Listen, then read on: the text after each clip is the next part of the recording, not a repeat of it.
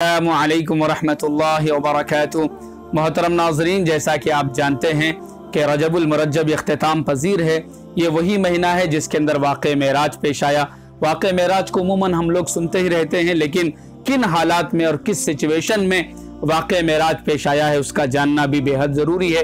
अगर आप प्यारे नबी सल्लल्लाहु अलैहि वसल्लम की मुबारक ज़िंदगी का मुताला किए हुए हैं तो आपको मालूम होगा कि किन हालात में प्यारे नबी सल्लल्लाहु अलैहि वसल्लम ने मक्कतुल मुकर्रमा की सरजमीन पर लोगों को अल्लाह की तरफ बुलाने का काम किया और कितने सख्त तरीन हालात से आप वहाँ दो चार हुए। किस तरह लोग आपकी बातों का मजाक उड़ाते थे, आपका मजाक उड़ाते थे, आप पर धूल और मिट्टी उड़ाते थे जब आप लोगों को सच्चाई और अमानतदारी और ईमानदारी और इस्लाम की तरफ आप बुलाने का काम करते थे।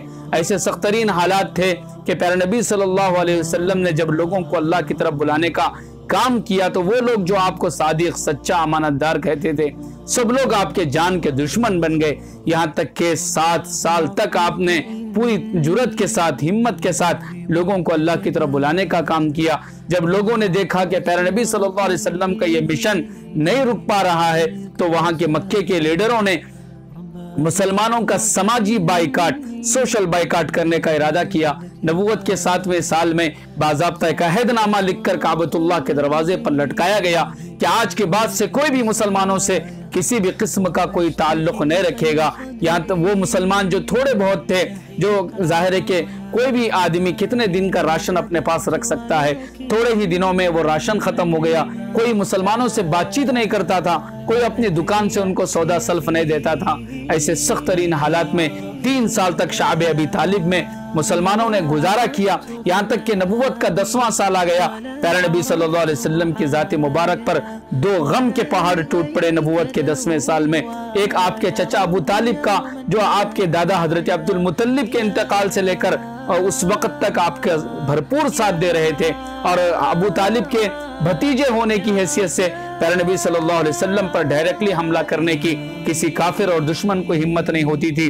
नबूवत के 10वें साल में अबू तालिब दुनिया से रुखसत फरमा गए।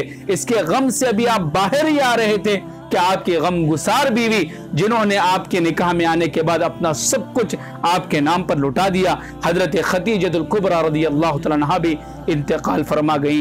ये 2 इंतकाल थे बैक टू बैक, जो प्यारे नबी सल्लल्लाहु अलैहि वसल्लम के ज़ात अतहर पर इस कदर गिरां गुजरे कि आपने उस साल को आमुल हुज़्न यानी गम का साल करार दिया।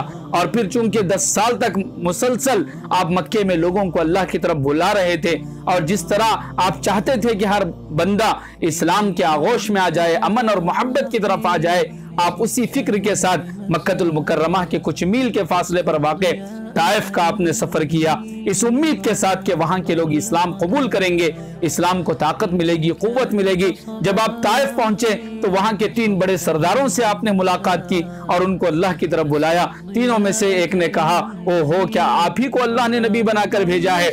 दूसरे ने कहा, आपको अल्लाह को आपके अलावा कोई मिला ही नहीं जिसको नबी बनाकर भेजते। तीसरे ने कहा कि मैं तो आपसे बात करना ही नहीं चाहता। इस तरह तीनों ने मजाक उड़ाया। अब जब वहां से वापस हो रहे थे तो उन सरदारों ने ताइफ के वबाश और जो है गुंडों को सरकार के पीछे लगाया कि वो आपका मजाक उड़ाए, आपको ताने मारे, आप पर पत्थरें बरसाए। वहां के जालिमों ने आपके जिस्म अत्थर पर इतने पत्थरें बरसाए कि आपका जिस्म अत्थर खून से लहूलुहान हो गया। आप थक कर बैठने की कोशिश करते, वो जालिम दोबारा उठाकर फिर पत्थर मारते। उन सख्त तरीन हालात में आप वापस मक्के को तशरीफ लाए।